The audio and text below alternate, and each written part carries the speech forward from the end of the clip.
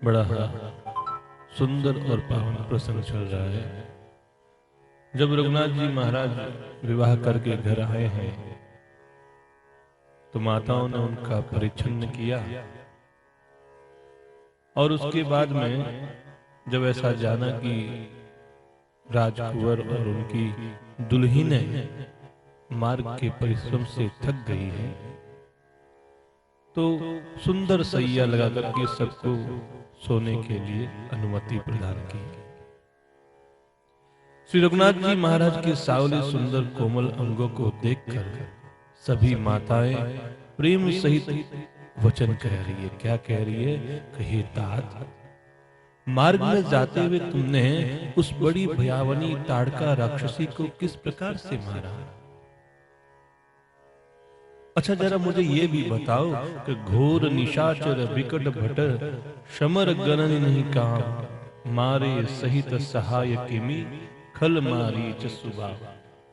तो बड़े ही भयानक राक्षस जो कि विकट योद्धा थे, जो युद्ध में किसी को भी कुछ गिनते ही नहीं थे, उन दुष्ट मारीच और सुबाहों को उनके सहायकों के सहित तुमने कैसे मार दिया?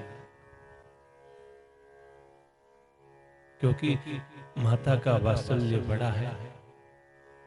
उन्होंने जाना कि रघुनाथ जी महाराज तो अभी बहुत छोटे से हैं, बालक स्वरूप में हैं। इन्होंने इतने बड़े बड़े भयानक राक्षसों को कैसे मार दिया? मुनि प्रसाद बलि तात तुम्हारी, ईश अनेक करवरे टारी, मख रखवार करी दुहु भाई, गुरु प्रसाद सब विद्या पाई। माँ कहती है कि हे तात, मैं तुम्हारी बलैया लेती हूं।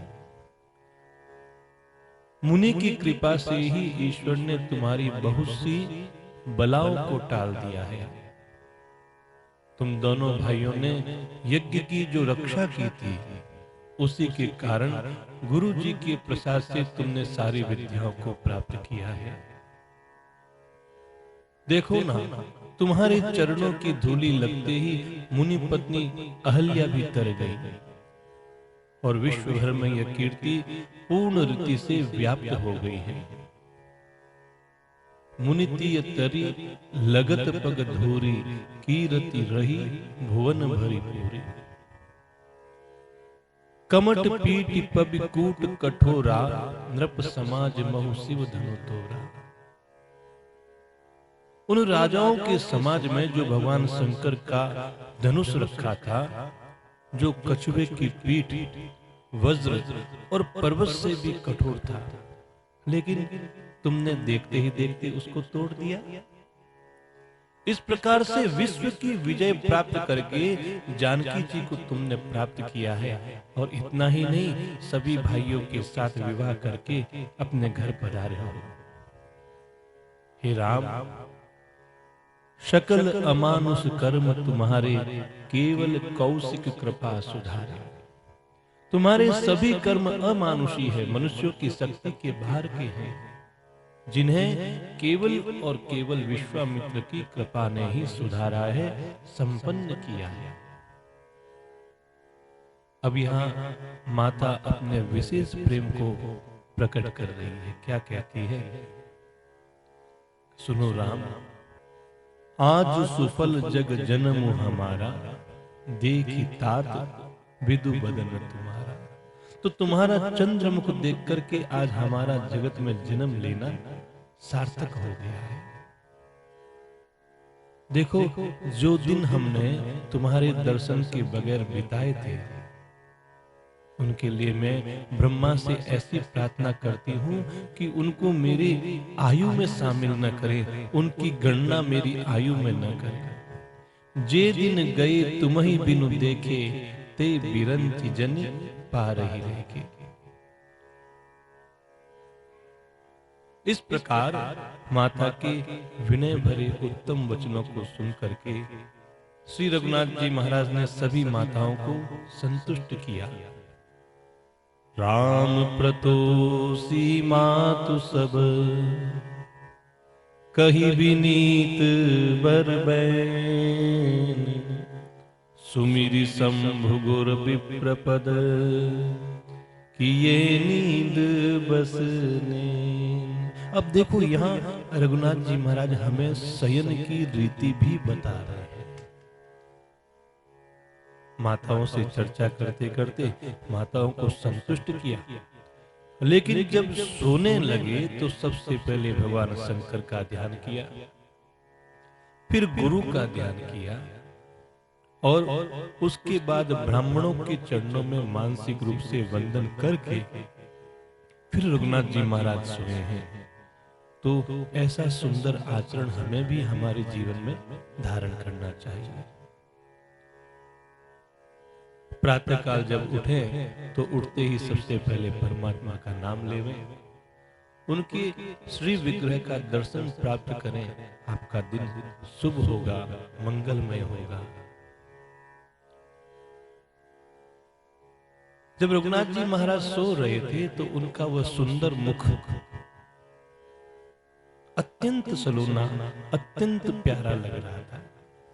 ऐसा लग रहा था मानो संध्या के समय में जो कमल है उसकी सुंदरता लाल लाल दिखाई दे रही है। घर घर करहि जागरण नारी, और देहि परश पर मंगलकारी। रघुनाथ जी महाराज अपने भाइयों के सहित विवाह करके आए हैं, तो संपूर्ण अयोध्या में आनंद उत्सव चल रहा है। घर घर में नारियां मंगल गीत गा रही है, एक दूसरे को गीत सुना रही है, गालियां सुना रही है।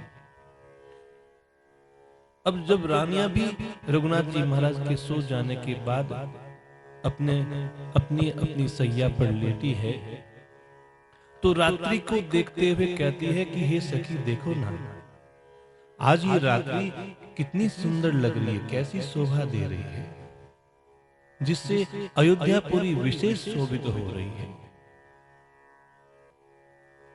सुंदर बधुन सासु लेई सोई, फनिकन जनु सिर मनि उर गोई।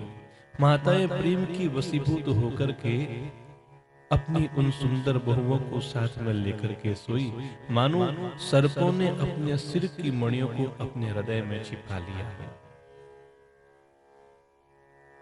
रात्रि भर जागरण के बाद जब प्रातः काल हुआ तो रघुनाथ जी महाराज सबसे पहले जागे।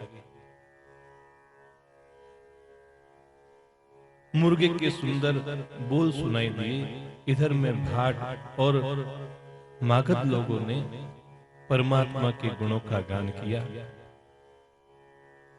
ब्राह्मणों, देवताओं, गुरु, पिता और माताओं की वंदना करके उनका आशीर्वाद पाकर के सभी भाई प्रसन्न हुए।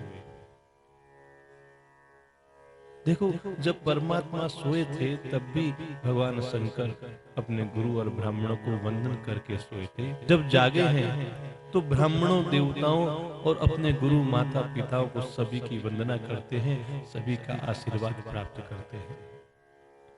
माताओं ने आदर के साथ उनके मुखों को देखा, फिर वे राजा के साथ बाहर की ओर पधारे। कीनी सोच सब सहज सुचि, सरित पुनीत नहाए। प्रात क्रिया करी तात पही, आए चार्यो भाई। राम राम जय जय राम सिया राम, राम राम जय जय राम सिया राम। स्वभाव से ही पवित्र वे चारों भाइयों ने अपने नित्य कर्मों से निवृत्त होकर के पावन मां सरयू नदी में स्नान किया और संध्या वंदन आदि करके पिता के पास आए। बोलो सियावर रामचंद्र भगवान की जय।